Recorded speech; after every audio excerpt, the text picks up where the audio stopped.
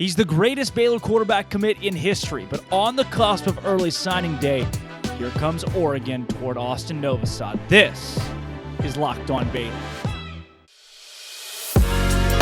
You are Locked On Baylor, your daily podcast on the Baylor Bears, part of the Locked On Podcast Network, your team every day.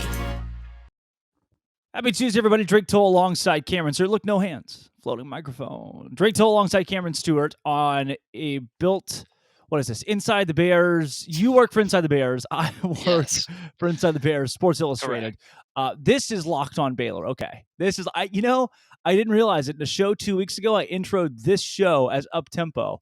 I don't know who caught it. Fun little Easter egg thrown in there. Go find the show. There was a big guest You teased involved. a lot of people with that. Yeah, and that guest is a topic today because thank you for making Locked On Baylor your first listen every single day. Austin Novosad. Hey, look, he got offers from Texas A&M. He got offers from Ohio State and the other schools that exist, Notre Dame. But 48 hours before early signing day, Oregon does an in-home visit with him. It makes my tummy not feel great based upon some of the things the last month has entailed for Baylor football. Yeah. If this was coming off the back of a 10-2 season and we're prepping for a Sugar Bowl, I'm not as worried about it. But coming off a 6-6 season, even though we turned down everyone else in the summer, a little pause for concern, a little bit, little bear pause for concern, if you will. Hello. Thank you. That's a fun little. Did you mention that the headset's back for the people that are just listening? It's bad. I mean, that headset is bad. Back. The headset is almost as bad as the giant headphones that I wore yesterday. I liked those. Look, he didn't leave Baylor for A&M or Notre Dame or any of those schools, but Oregon is like looking for its next. It's Bo Nix who's going to take that spot. I've heard Hudson Card, his name, and they're going to look transfer portal too. But like this isn't your grandma's school comes do in the day before. Like Oregon has a lot of money. Like they will say, look, we are Nike. What is your number? We will pay you as much as you want to come play quarterback here. And I mean, I turned it down before, but now Baylor is not seeing a mass exodus in the transfer portal, but things haven't necessarily gone your way entirely. It's just not a great time to have Oregon knocking down the door of your best quarterback commit. I'm calling it that because Stidham's dead to me. I appreciate that. Was it the Stephenville part or the leaving Baylor part for Stidham? Both. All of them. Okay. It was the Art Briles connection. It's everything. It's, man. I mean, it's not like a dire situation that I think some people on some social media outlets think it is. Everyone has players leaving in the transfer portal right now. But it's definitely not like positive. You don't have the most positive feeling going into this Christmas season of a bowl game that is not marquee and that they could actually lose this week. And players leaving, players you haven't heard of coming in. Of course, that is also kind of the nature of college football and the transfer portal, but that doesn't stop people from being negative about it. And this is a player you do know that you really have put a lot of hope in, whether the coaching staff will admit it or not.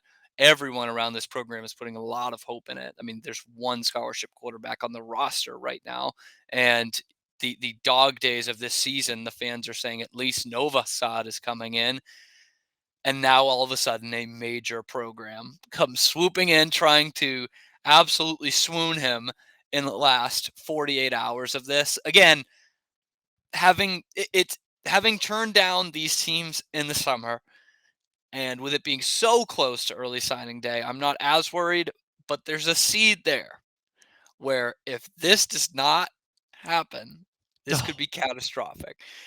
It's interesting you brought up the Stidham thing, because if Stidham stays, that 1-11 never happens. They're not very good, but it's not 1-11. Yeah. If Novosad does not come in, this could shake up the program quite a bit, even in the era of the transfer portal. Well, and not in a good way.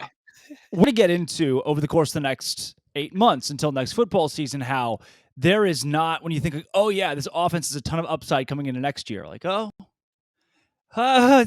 a ton is saying a lot. Like, you went from young offense with a great experienced offensive line to now literally no offensive line based on guys who played last year and skill position players that sure they have experience, but outside of Richard Reese, what did these guys give you that you're like, okay, he's next man up? I mean, Monterey Baldwin's hurt a lot of the year. Squirrel Williams hurt a lot of the year. Like, there's not that one guy like, okay, outside of Reese is going to be the guy offensively. So it's like, okay, all right, your bright spot this offseason to talk about is Austin Novosad.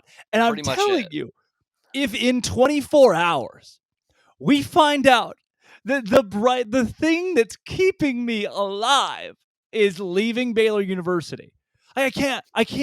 And this isn't, it's very speculative, yes. And I don't want to say like, okay, he's gone for sure. But if he is gone, because TCU thinks they're in play now, I've gotten messages about that. In Oregon, oh my God, if he goes to TCU, that's it. That's it. Well, I'm done. I give up. At that point, I give up. And I don't think it's going to happen. But again, if any of these things do, I just don't think I can keep going like this. He is my source of happiness this offseason. And I'm telling you, if the future, like at what point do you go, okay, Dave, man, things aren't going very well right now. Let's press the red button and do something fairly, like we got to bring it together. We got to get some violations or something. Yeah. I don't know, dude. It's almost through no fault of his own. This pressure is just amassed, and I say almost because he did have a great season. He might be Mr. Texas football this year. He just brought the hype up even more, and then Baylor did not. They did the complimentary thing of not being very good, and your backup quarterback left. Oh, yeah, and you talk about the offensive line leaving. You did have one very strong offensive lineman who was coming back. Not anymore. He's out too. So, and I agree with you on the skill positions too, is like early in the season we were saying these are just young guys. They just haven't figured it out yet. Expecting guys to really step up as the season went on. Like at the end of the season being like, man, we got Hal Presley, we're good. Or Seth Jones. Armani Winfield. Armani Winfield. And that's not to say these guys will never be good players. That's obviously not what I'm saying. But right, you just expected to see some more bright spots by the end of the season that you could hang your hat on, and you didn't.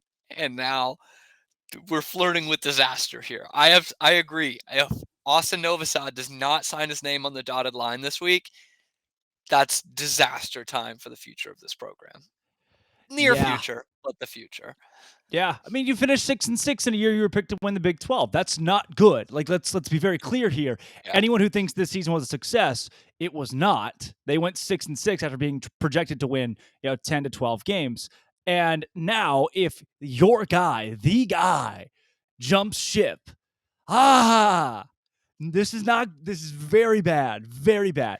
But you know what's going to happen? A week from now, Baylor's going to have beaten Air Force by 21. Austin Novosad will have already signed on early signing day, and we'll all be sitting back, drinking a non-alcoholic beer, laughing about all these things that we're saying right now. Golly, I hope so, man. That's the only thing I wished for Christmas. I really do. Really? Yeah, it was crazy. Like, I need a new laptop. And I need a new lens on my camera, but I was like, please just Austin Novosad. I'll even take a 17-point victory in the Armed Forces Bowl. If any of this helps you, I called Austin like a half hour ago from when we were recording. I don't think this is going to help me. I haven't heard anything back. Oh God. Oh, I didn't leave a message. Oh God. Which could be my fault.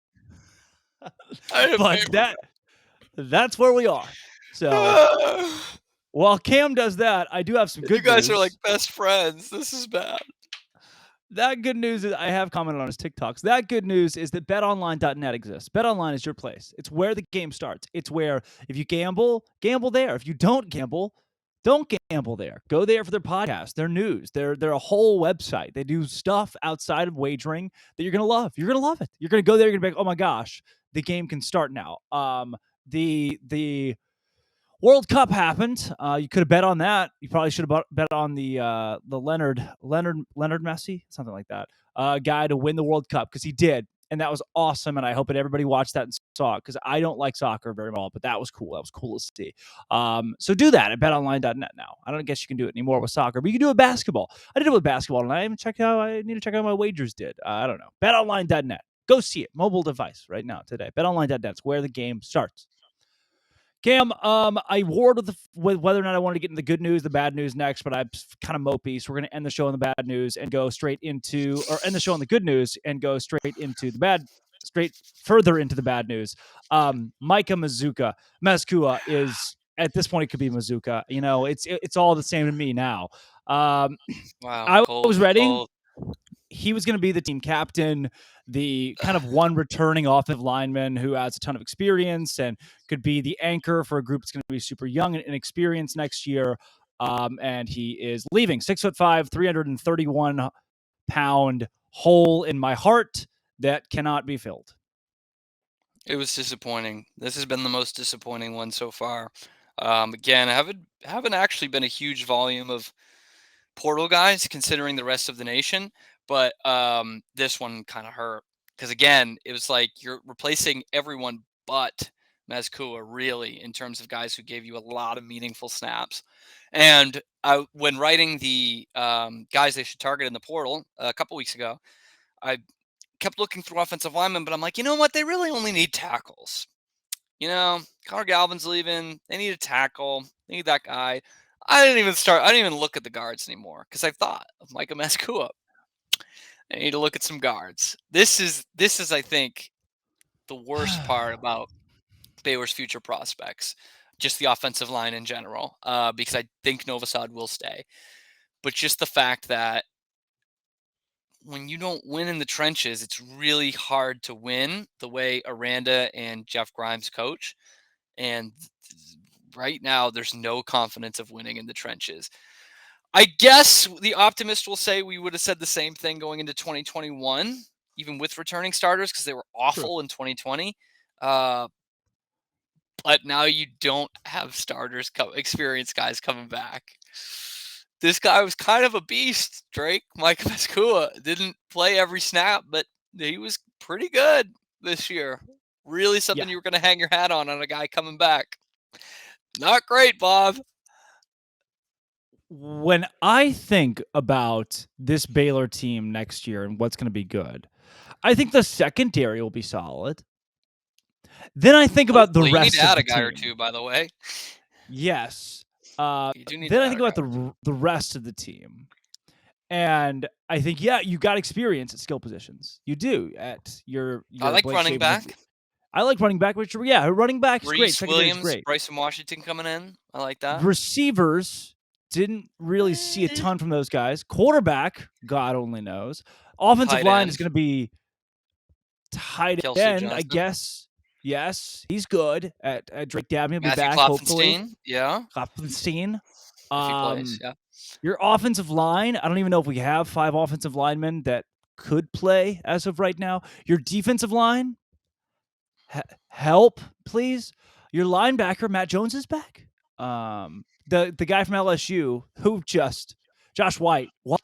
Where's that guy? So when I start to think about where Baylor's going to be ranked preseason in the Big 12 next year, I am getting worried. Your place kicker's gone. Your punter is gone. Your kickoff specialist is gone. Like, this team is being gutted. And not even by the transfer portal, by virtue of guys who played last year who are either graduating or going to the draft. And now you lose your last really bright spot from last season on offensive line. I don't want to be sad, but there's not a lot of things that are making me happy right now. You and me both, brother. I think the same thing, dude. I like running back. Huge question mark at quarterback. Other than that, man, it's not going to be like totally dire, but you really need some guys to step up that haven't really shown us that yet. This was supposed to be, some of the names coming back, but it doesn't inspire a ton of confidence, especially on the defensive side, I think. But definitely the offensive line too. So you go, like, to me, this was going to be another 10-win season for Baylor. I pretty much guaranteed that in the preseason. Like, oh yeah, Baylor's going to be really good. They weren't. Next year was supposed to be your regressed 7-5 season. Mind you, this year was 6-6, so 7-5 next year would be better than this season. And Take that.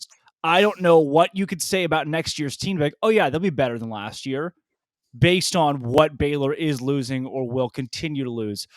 And guys that can still declare for the draft. Like there is a lot here where it's like, all right, go to the transfer portal, which the last segment of today's show will be on a couple of the guys who have come in already. Hutchinson, shout out.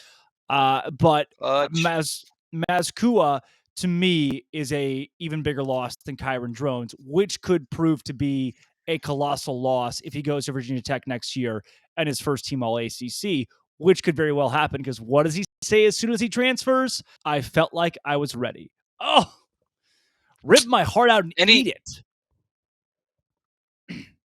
I don't know where Cam went. He's going to be right back. I felt like you were ready too, Kyron. So it's a shame that we lost you, and I'm sorry that happened to you, but it's best of luck or whatever to Mazkua and Drones and Seth Jones and all the guys transferred. That's fine. Speaking of the transfer portal, the only thing that is better than the transfer portal right now is LinkedIn Talent Solutions. I'm telling you, there is nothing like it. LinkedIn Talent Solutions is the place. It's the apex to go and find people who could work for your company, work for you, be a part of what you're doing. And it's where I go whenever I need, like, oh my gosh, I need help doing my homework. I'm going to go to LinkedIn Talent Solutions, purple hashtag hiring frame, and search people to help me with my homework. You go in there, and it's like, all right, all these really smart people who are like, yes, I'll help you with their homework. They answer these questions. They're simple tools, screening questions. It makes it really easy to focus on candidates with just the right skills and experience so you can quickly prioritize who you'd like to interview and hire. And it's why small businesses rate LinkedIn Jobs number one in delivering quality hires versus leading competitors. LinkedIn Jobs helps you find the qualified candidates you want to talk to faster. Post your job for free at linkedin.com/lockedoncollege. LinkedIn.com/lockedoncollege to post your job for free. Keep in mind that terms and conditions do apply. We welcome Cameron Stewart back into the show. I guess your computer died or something there. Cam, you were I already did the ad read for you. Yeah. Your closing thought Thanks. here on if you just before we get into the good news, closing thoughts on Kyron Drones being not here. Well, what I hate about it now is, at least at practice, because he didn't play games, is that there's going to be a severe lack of thanking receivers, which honestly I think is the biggest blow in all of this. Because now, you have a quarterback that throws too high, throws too low, interception, incomplete, and doesn't even thank his receivers. And doesn't thank his receivers, which is really the key in all of this. Yeah. So between now and when Austin Novosad is ready to go, those the receivers aren't even going to be thanked once. Something people don't consider about this. Yeah, that's honestly what could be the downfall of this program, in my mind. One man's thoughts. Well, good news. Gerald Boykins commits to Baylor. Yes. Nose tackle, JUCO from Hutchinson. Other good news, you get at least some relief on the offensive line, which I think is what needs the most help now. And say hello, coming from BYU. You get another big body. Yes. So first on Gerald Boykins, I looked at this today and was thinking, oh, well, okay, this is a depth move, obviously. Then I thought about it. I'm like, I don't really know who slots in at nose tackle right now. Like, if Siaki Ika doesn't play in the bowl game, I'm not sure who plays nose tackle. So I'm like, this kid might have a chance to get some real playing time next year, unlike what we saw from, Josh White, for example, this year, a guy who transferred in at linebacker. It's a guy who could play. He went to Louisiana Tech. He wasn't like hugely recruited out of high school. Went to Louisiana Tech, didn't really play. I think he redshirted, and then Sonny Cumbie came in, so he was like, I'm going to try something else. And because he wasn't too heavily recruited, he did the JUCO route and had a pretty good season for a nose tackle and got some decent offers outside of Baylor. I know Washington State was one. I know Colorado was one. So, it's not like he's the most coveted guy out there in the portal, but he's a big body who put up some decent numbers. Nose tackle doesn't record a ton of statistics. And he played at a very top tier junior Yeah. college program as well in Hutchinson. So you could have a JUCO guy starting at nose tackle next year. You just could. Which And yeah, he's he got played. a lot of eligibility, so that's good. Yeah. Played at the apex of what JUCO college football is, so that's Yes. certainly a good sign. As much as I like him, Campbell Barrington feels like the one that means a little bit more. And you mentioned how nose tackle's a hole next year, so you might be filling two different spots with Barrington and Hutchinson. What did we say? What did we, Gerald? Yeah. And I think that Campbell Barrington brings, like, who's going to be your best offensive lineman next year at this point? Might be Campbell Barrington. Who knows? Mose Jeffrey, Who knows? Williams, like Barrington. Yeah. Who's it going to be? Barrington's a guy who can slot in and play. It looks like, I can't say that I watched a ton of BYU football this year, and I know he wasn't an every snap guy. Oh, you watched one game. I did watch one game. It was pretty late at night, I remember. But it sounds like a guy who can slot in and play. He's got a little bit of a relationship with Grimes, so love that. Love that for him. And you're right. I mean, it's slim pickings, man. I mean, almost anyone they bring in has a chance to play. I really wish they'd go after Jeremiah Byers from UTSA, Kyron Jones' brother, but that looks like that ship might have sailed. That guy's going to have every big program in the country going after him. So, yeah, I think Campbell Barrington's a guy who could slot in and play. Again, it's not something we say a lot about guys coming in with as transfers, especially with so much eligibility left. Like last year, Josh White, again, I'll use him as the example, was like, that's a really good pickup. He's not really going to play this year, but could be a good pickup down the line. Whereas this year, you're saying, this guy might have a shot. I don't know the depth chart too much in and out, but I don't know who's slotting in for these guys. Think about Grant Miller when he came too, which I don't know if Barrington really meets what Grant Miller was, but Grant Miller comes in and was a stud, was really good at what he did through the transfer portal, and Jacob Gall the same way out of Buffalo. Same thing. Mm-hmm. So if you can get that out of Barrington, BYU, who was a freshman All-American in 2021 and has a lot of eligibility left, maybe it's not an overnight deal, but again, and this offensive line is going to be a year away. We did say that about the 2021 group that was so good, but this one next year should truly be a year or more away from being elite. That's going to be something, an Achilles heel for Baylor next season, but at least that plugs the hole a little bit because, again, I just don't know. Like, give me one name of someone who put in meaningful snaps at offensive line who is going to play next season. Why'd you have to do that to me? That's not a lot of names, Cam. Why did you have to do that to me? That is not a lot of names. I honestly don't know. I don't know one. I don't think the only guy I could have remembered was Mazkua, right? Because everyone else is pretty much out of eligibility. Obviously, Gall's leaving, Galvin's leaving, Miller's the same way. Khalil Keith used up his. I don't know. I don't know who's next, man. I don't, and that's a big problem for this offense. I mean, there's obviously very few offenses in the country that can operate with a subpar offensive line, but especially the way that Baylor likes to operate offensively. And young running backs back there. I mean, Richard Reese will be a true sophomore. You could see Bryson Washington out there as a true freshman. That's a lot. That's a lot to ask these kids who don't really know the college game to run behind a line as porous as this one might be. Yeah. Well, Cam, is that positive enough for you, Drake? I know this. The third segment was supposed to be where we tie it together with something very heartfelt. to the people who say we need to fire Dave Aranda, that's the ones that, to them, I'm like a huge homer, wicked positive. But then the people that listen to this podcast are like, wow, we might win 3 games next year. Sorry, guys. I don't know what to say about the line. Those 3 wins would be great. You got one of them is probably against Utah. Good opponent. Hopefully. Yeah. Utah next year. That's fun. That's new. Yeah. I like that. Where is that, by the way? I don't know. I think it's in Waco next year. Is it? They're doing home and home? I thought that was a neutral one. I don't know. You would know. Oh, really? I thought it was, but honestly, you could be right. Well, I mean, let's look this up right now. Let's do it. Yeah, let's do it. 2-game series is Utah, McLean Stadium in 23. Yeah. All right. So we could be twice in Utah in 2024? Yes. Or, yes, once at home next year, once at Utah. We love the game day atmosphere at the University of Utah. A ton of people. We were about a half mile from the stadium eating lunch and didn't even know they had a home game. So that Nope. if that tells you anything, I mean, Salt Lake City was buzzing with Ute fans. yeah. Ain't it a Ute? All right, well, that's Cam Stewart. I'm Drake Toll. I'm sorry that today Can't wait was to go back to sad. Utah, man. Can't wait.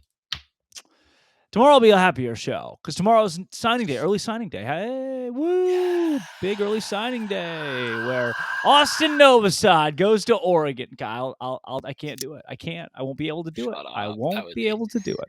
I would hand in my resignation. Tomorrow we will give you all the rundown. We'll give you a rundown at least of the big signs that Baylor should, big signs that they will make, the big players who should sign tomorrow on Locked On. Thanks for making your first listen every single day. Baylor.